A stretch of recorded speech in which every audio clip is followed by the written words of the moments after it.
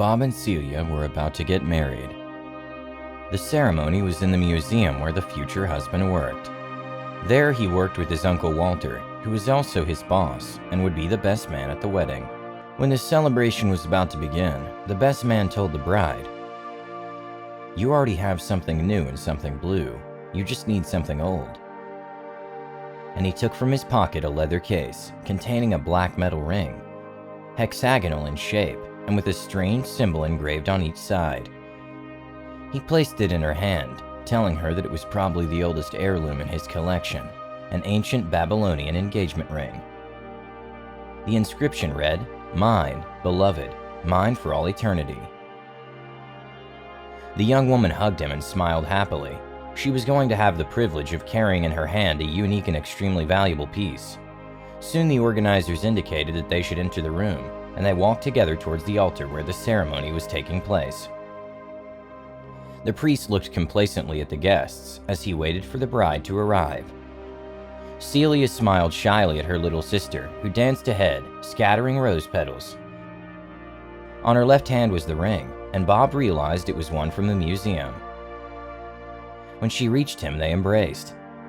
The young man could not stop looking at the face of his future wife, radiant and beautiful. The priest began the ceremony, and Bob winked at his beloved. Suddenly, he became serious when he noticed that her face had a frightened expression. She wasn't looking at him, but a little further, at an empty spot on the other side of the altar. It could see that her throat was contracted, as if she was trying with all her might to hold back from crying out. Bob followed her gaze, but saw nothing unusual.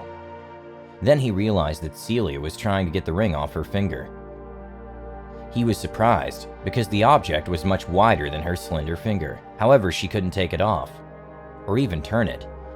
As she desperately tugged on the ring, a fine drop of blood slipped from under the dark metal and formed a red stain on her dress. Celia looked at him with a helpless expression and whispered, "My dear, the ring. I can't take it off. It is very tight." Bob came up to her and told her not to worry. They'd take it off later. She looked at him in anguish and told him that it was hurting her a lot, and that the finger was swelling. Throughout the ceremony, she kept pulling on the ring, and as soon as it was over and they were bombarded with rain of rice, the newlyweds got into the car. When they were in the car, she told him that it had been very nice and romantic to have worn that old ring from the collection. Her husband told her that he had been frightened, pointing to the black ring that now seemed loose on the woman's finger. He didn't understand why her finger had swollen so much earlier. His wife claimed that it was all because of nerves, and then between laughs she said, "Imagine how nervous I was. That I've even been delirious because I've seen the coconut in a corner." She laughed embarrassed, but the man felt the chill run throughout his entire body. He wanted to know more, and she continued. At first, it seemed like a very big dog. Its color was dark gray, except for the head. But I don't want to talk about that again. It was just a fantasy. Immediately afterwards, she took off the ring and gave it to her husband for safekeeping. She told him that it was very heavy and kept slipping on her. They held the banquet in a great restaurant, and the party was fantastic. All their family and friends made that day unforgettable for the couple.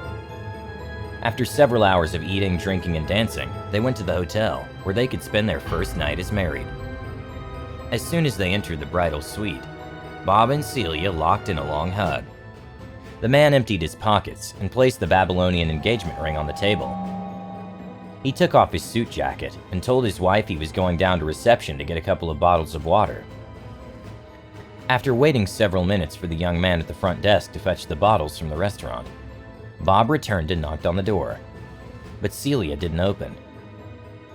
Bob called again a little louder while saying his wife's name. And this time he did get an answer. A harsh, shrill voice that screamed at him in a language he had never heard before.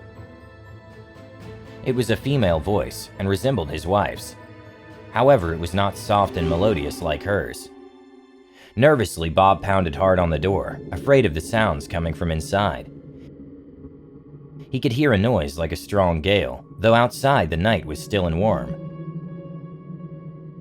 And then he heard a kind of deep sound, like the growl of a monkey, but accompanied by words. He pushed the door with his shoulder, causing such a ruckus that the doorman and receptionist came up to see what was happening. When they arrived, they saw Bob slam the door open with the impact of his body. The three entered the room and saw Celia lying on the bed, wrapped in a green dress that hung in tatters. Blood poured from his mouth, and his half-naked body was full of marks of violence. Bob noticed the finger. She was wearing the museum ring. He approached his wife and asked her what had happened.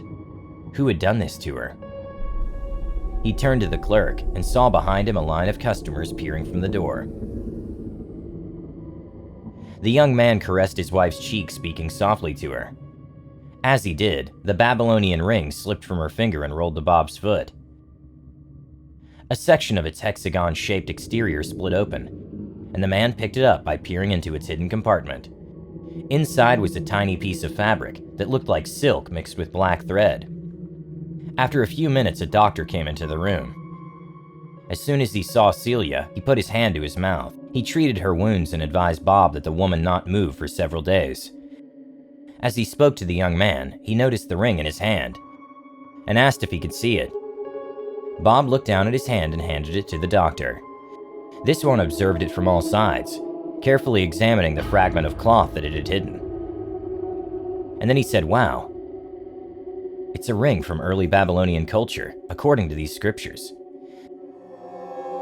Then he took the young man by the arm, leading him out of the suite.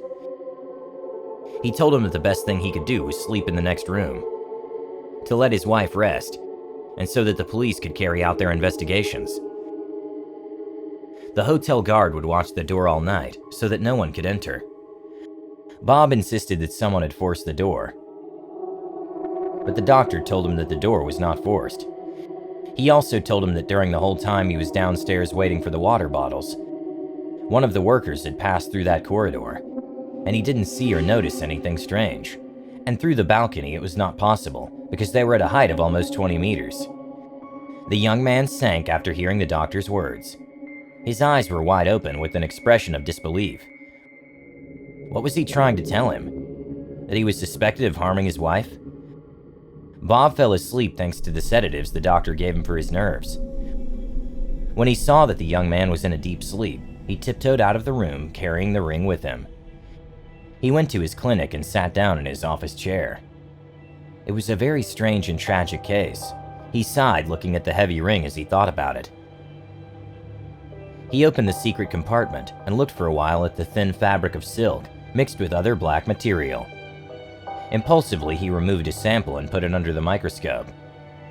As he suspected, they were both remnants of hair, but strangely combined. The silk was human hair, and the black filaments were probably from some animal like a dog or a monkey. The doctor narrowed his eyes and suddenly an insane idea popped into his head. He got back in his car and headed back to the hotel. Upon arrival, he told the guard that he wanted to check on the young woman, to see that she was still stable and had no discomfort. So they let him into the room. Sitting carefully on the bed, he took her pulse, frowning as he took another look at the scratches and bruises on her neck and shoulders. Then very carefully, he slipped the huge ring onto her finger and waited. Almost instantly, the young woman's calm expression disappeared and transformed into a kind of ecstasy mixed with fear. She began to shake in her sleep, and the doctor had to get close to her face to decipher her words. It was a combination of English and Sumerian, the ancient language of Babylon. Suddenly, the young woman cried out, and in front of the doctor's eyes, a huge bruise began to appear on her neck. Another soon appeared on her shoulders, as she shuddered and screamed again. And although the night was still calm, the sound of the wind was heard very close and strong. The doctor wiped the sweat from his forehead, swallowed hard, and removed the ring from Celia's finger. The ring had contracted, leaving a deep mark on her finger.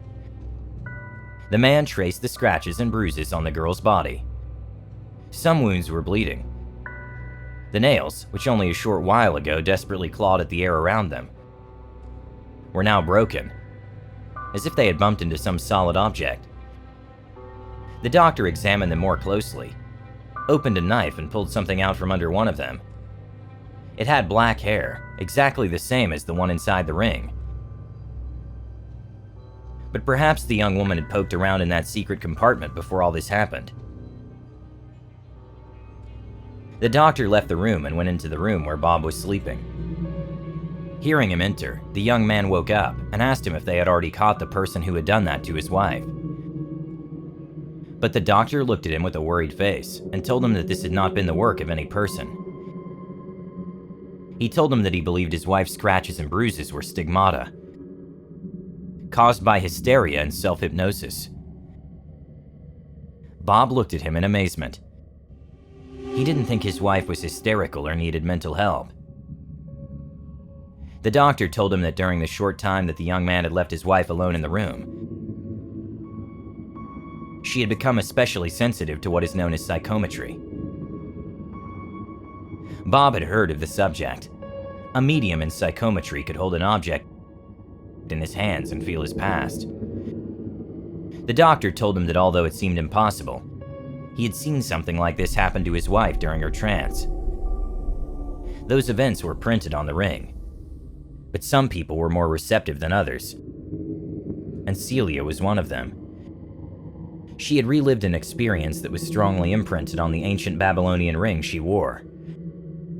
After trying to decipher some words of what the young woman had whispered in her dreams, the doctor confirmed that the object was the engagement ring of some young woman from ancient Babylon. Bob told him that they already had that information at the museum, but what he didn't know was the information that the doctor continued to tell him, who apart from being a lover of his profession, was also a lover of history and antiquities. An ancient religious custom existed, as you surely know, among the worshippers of the god Baal, which in Babylonian is Bel. It was a hideous rite. Right after the wedding, the young bride was forced to sit in the temple and give herself up to the first stranger who dropped a handful of silver on her lap. She couldn't refuse, even if he was any depraved. Then and only then, the bride could legally leave with her husband. It was a practice so unimaginable that the Canaanites called the god the Lord of Shame, or Baal-zebub, the Lord of Flies. The stranger, of course, represented Bel, a hairy, indecent monster with the body of a beast, but sometimes if the girl was very beautiful and innocent, the god himself claimed her first fruits, which was what that practice was called. Bob looked at him with stunned eyes. He couldn't believe his wife had experienced that. The doctor continued with his explanation. It is a truly creepy experience. No wonder his body is physically affected, to the point of showing those terrible injuries. Of all the godless deities of old, Bel, or Baal, was known and despised for his obscene brutality. Most of the prophets of Christendom preached against him and burned his temples. Daniel, Isaiah, Jeremiah. They didn't exaggerate when they proclaimed the rites of Bel to be an abomination. Bob was shaking uncontrollably. He couldn't believe that his wife had been through such a horrible situation. He had to make her forget that horrible experience. The doctor patted him on the back and told him that the nightmare would be over. Looking out the window, he found that the sun was beginning to shine on the mountaintops. He told the young man that surely Celia was about to wake up, hungry and wondering about his absence. Bob jumped up and went with the doctor to the bridal suite. Celia looked at the doctor, covering her torn dress with the sheets. Then, seeing that he was taking her pulse, she asked him if he was a doctor. He nodded, and the young woman asked if she had fainted. She felt dazed. She told him that she had had horrible nightmares. Some kind of dog was approaching her, the same one she had seen at the ceremony. Then she moved her head from side to side, as if she was trying to remember something that remained hidden in her mind. The young man walked over to the bed and she held out both hands. "Oh, darling, I don't want to scare you, but I felt very weak. I just dreamed over and over again of that strange and ancient city." The streets were filled with a crowd of people gathered around a very tall building. Some men in ceremonial costumes were dancing. Then one of them ripped a poor little baby out of his mother's arms, and and smashed his head against a big six-sided stone. It was horrible, but I couldn't wake up. Then there was a young girl with a flower crown on her head who looked like me. There was a long row of steps leading from the outside to this huge tower. I went up and up while people howled below. A door opened, and a huge room lit up with a strange greenish glow. A room decorated only with hideous paintings on the walls. There was also a huge divan and blue and gold jewelry piled between the cushions. And the wind howled endlessly. Then Celia stopped. But after a while she continued, her breath stifling in horror. I looked up, and that thing was approaching, speaking in a horrible guttural voice. The girl cried out weakly and buried her head in the pillow. The doctor carefully lifted the sheets, revealing the girl's neck and shoulders, which had previously been covered in bruises and scratches. Bob stared in astonishment. The wounds had disappeared. He looked the doctor in the eye, but the man shook his head and went to the door while he said to them, "We are all very affected by nerves and nightmares. I wouldn't worry too much about this, young lady. Relax for a few days and enjoy your honeymoon." The doctor closed the door behind him, smiling. The ring was still in his pocket, and he intended to send it to the owner of the museum, along with the story of everything that had happened, as Bob had suggested. The young woman would tell his wife that he had lost it. The doctor frowned. There were many other premises about that case that he still didn't understand. That blackish hair in the secret compartment of the ring, for example, and the remains of it that he had found on Celia's fingernails. Maybe it could be explained in some rational way. But what he couldn't explain was that the blonde strands that were intermingled with the dark hair were under a microscope, exactly identical to Celia's hair. Even though they had been locked inside that ancient Babylonian ring for 3,000 years.